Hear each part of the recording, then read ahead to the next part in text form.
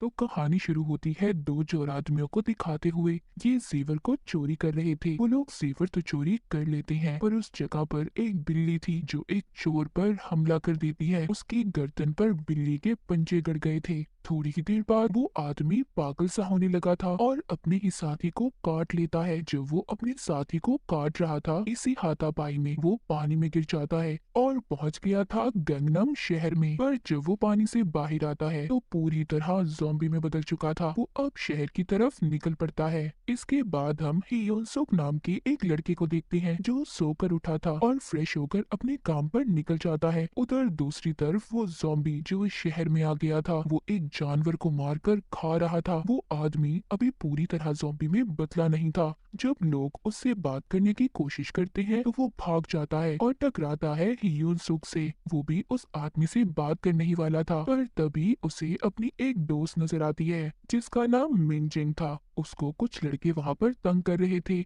इसलिए हियोन सुक उसकी मदद करता है। उन लड़कों को वहाँ से मारकर भगा देता है। यहाँ पर हमें पता चलता है कि हियोन सुक लड़ाई में काफी माहिर था। हियोन सुक और मिनजिंग दोनों एक जगह पर काम करते थे और जहाँ पर इन दोनों का ऑफिस था वो एक नई बिल्डिंग थी। उस बिल्डिंग की चेकिंग करने एक इंस्पेक्शन लेडी आई थी। वो थोड़ी सी खड़ूस थी। हियोन सुक और मिनजिंग दोनों एक छोटे से ऑफिस में काम करते थे। उनकी कंपनी एक यूट्यूब चैनल चलाती थी। हम यहीं पर हियोन सुक के बॉस को भी देखते हैं जिसकी नजर हमेशा मिनजिंग पर रहती थी, जो बात हियोन सुक को बिल्कुल भी अच्छी नहीं लगती थी क्योंकि वो खुद मिनजिंग को बहुत पसंद करता था। उधर ही हियोन सुक का दोस्त भी था जो इनके साथ काम करता था। दूसरी तरफ हम उस ज़ॉम्बी को देखते हैं जो शहर में आ गया था और उसकी नजर अब हियोन सुक की ऑफिस की बिल्डिंग पर थी। टीवी में भी इस ज़ॉम्बी के बारे में बताया जा रहा था जिसको देखकर हियोन सुक ने पहचान लिया था। ये सब डर गए थे क्योंकि वो ज़ॉम्बी इनके एरिया में ही फिर रहा था।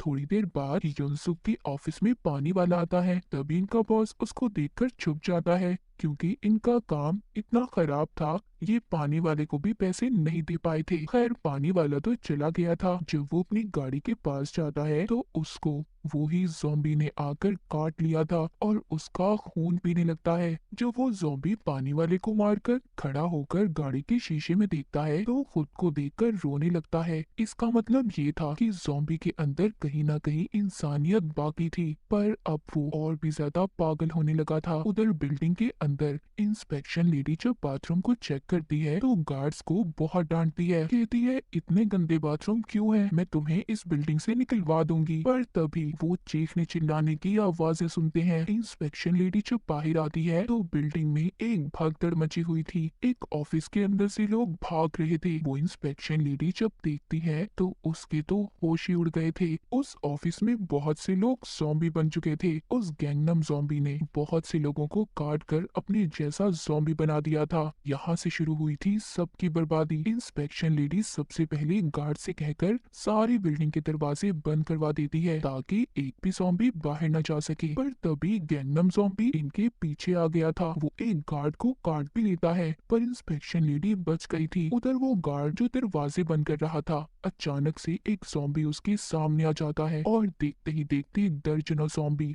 उसके सामने थे। सब उस गार्ड पर टूट पड़ते हैं और उसे मार देते हैं। उधर दूसरी तरफ इंस्पेक्शन लेडी सबसे मदद मांग रही थी, पर बिल्डिंग में कोई भी नहीं था। तभी वो हियुनसुक की ऑफिस में पहुंचती है और सारी कहानी बताती है, पर कोई भी उसकी बात पर यकीन करने के लिए तैयार नहीं था। जो वो टीवी पर सबको गैंगनम ज़ॉम्बी दिखाती है, कहती है यही है वो आदमी जिसने सारी बिल्डिंग के इंसानों को जानवर में बदल दिया है। ये बात सुनकर कुछ लोग वहाँ पर थोड़ा सा सीरियस हो गए थे। हियोसुक का बॉस कहता है अगर ये बात सच है क्यों ना हम एक वीडियो बनाएं, हमारा चैनल वायरल हो जाएगा। ये सब अब वीडियो बनाने चले जाते हैं, सिवाय एक गार्ड के जिसको ज़ॉम्बी ने काटा था। उसके हाथ में अब दर्द हो रहा था। वो समझ चुका था कि वो भी अब ज़ॉम्बी बनने वाला है। उधर बाकी के लोग जब वीडियो बनाने गए थे वो हल्का सा दरवाजा खोलकर वीडियो बनाते हैं, पर एक ज़ॉम्बी उन्हें वीडियो बनाते हुए देख लेता है और मिंजिंग को पकड़ लेता है। उस एक ज़ॉम्बी की वजह से बाकी के ज़ॉम्बी भी इनके पास आने लगे थे, पर हियोनसुक ने सही वक्त पर दरवाजे को बंद कर दिया था और दोबारा से ये ऊपर की तरफ आने लगते हैं। हियोनसुक के बॉस को भी एक अच्छी वीडियो मिल गई थी, लेकिन तभी ये अपने सामने गैंगनम ज़ॉम्बी को देखते हैं।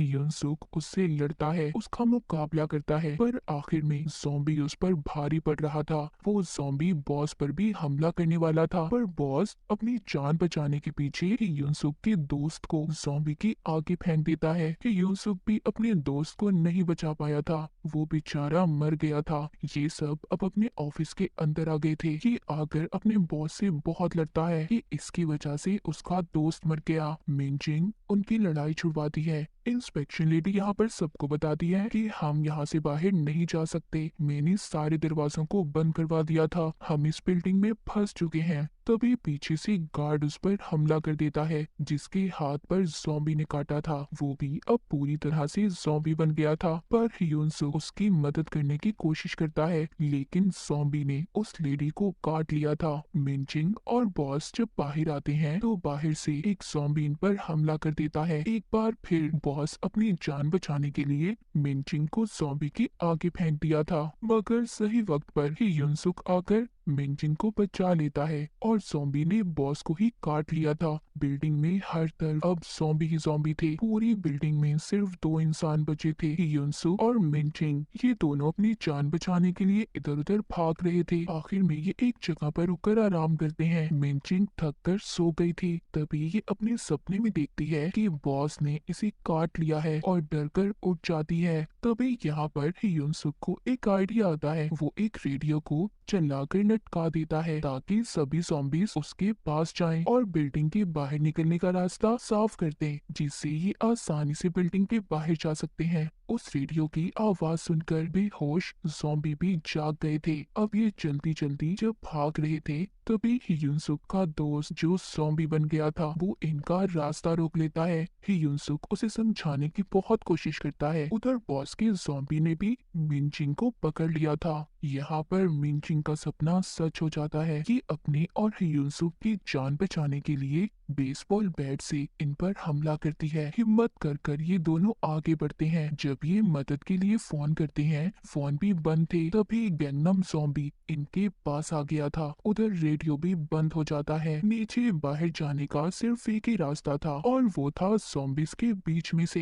ये दोनों हिम्मत करके ज़ॉम्बीज के दरमियान से गुजरते हैं। युनसुक अपने हाथों और पाँव का इस्तेमाल करके ज़ॉम्बीज को पीछे कर रहा था। मिनचिंग अपना बेसबॉल बैट इस्तेमाल करके ज़ॉम्बीज को मार रही थी, पर यहाँ पर ज़ॉम्बीज हद से ज्यादा थे। ये दोनों किसी न किसी तरह सीढ़ियों तक पहुँच जाते हैं, मगर ऊपर से भी ज़ॉम्बीज आ रहे थे और नीचे से भी। ये दोनों दरमियान में ही फंस चुके थे। ये दोनों फर्स्ट फ्लोर तक पहुँच तो जाते हैं, पर वहाँ पर भी ज़ॉम्बीज थे। ये बचकर भागते हैं और कार पार्किंग एरिया पर आ गए थे। यहाँ भी चारों तरफ से ज़ॉम्बीज आ रहे थे। युनसुक मिनचिंग को गाड़ी में बिठाकर गाड़ी को बंद कर देता है और खुद अकेला ही ज़ॉम्बीज से मुकाबला करने लगता है, लेकिन ज़ॉम्बीज गाड़ी के अंदर मिनचिंग को भी घेर लेते हैं। ज़ॉम्बीज की तादाद बढ़ने लगी थी, जिससे गाड़ी में रेडियो भी चल जाता है। फिर यहाँ पर और भी ज़ॉम्बीज आना शुरू हो गए थे। युनसुक लड़ते लड़ते गाड़ी के ऊपर चढ़ गया था, पर यहाँ पर भी इसके पीछे ज़ॉम्बीज आ रहे थे। युनसुक उनसे बहुत लड़ता है। आखिर में सारी ज़ॉम्बीज युनसुक के ऊपर चढ़ गए थे। यहाँ पर हमें देखकर ऐसा लग रहा था कि युनसुक भी अब मर जाएगा, पर ऐसा नहीं था। सही वक्त पर मिनचिंग फायर एस्टिमेशन लेकर आ जाती है और सारे ज़ॉम्बीज पर स्प्रे कर कर युनसुक से उन्हें दूर कर देती है। ये सारे ज़ॉम्बीज तो भाग गए थे, पर जब ये थोड़ा आगे जाते हैं तो आ जाता है गैंगनम ज़ॉम्बी, जो अब और भी ज्यादा ताकतवर हो गया था, जो युनसुक पर हमला कर देता है। वो इसके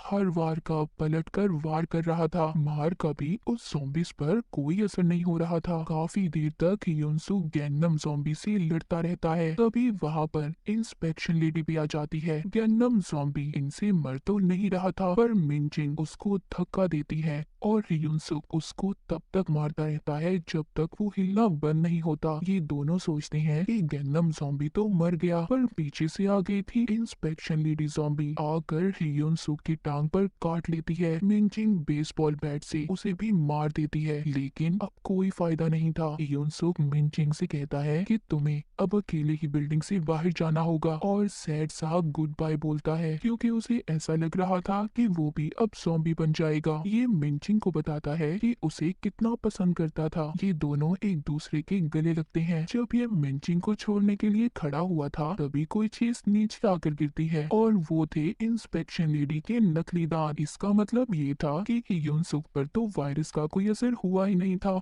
अब ये दोनों मिलकर बिल्डिंग से बाहर निकलते हैं, पर जाते हुए दोनों एक बेवकूफी कर जाते हैं। दोनों ने दरवाजे को खुला ही छोड़ दिया था। तो कहानी के आखिर में हम देखते हैं गैंगनम ज़ॉम्बी अभी भी जिंदा था। वो भी उठकर बाहर की तरफ जाने लगता है। मतलब अब ये बर्बादी पूरे शहर में फैलने वाली थी। अब शुरू होने वाला था ज़ॉम्बी एपोकलिप्स। क्या ये ज़ॉम्बी अब पूरे शहर में तबाही फैलाने वाला था? तो क्या होगा गैंगनम शहर का हाल? और इसी के साथ ये कहानी यहीं पर खत्म हो जाती है।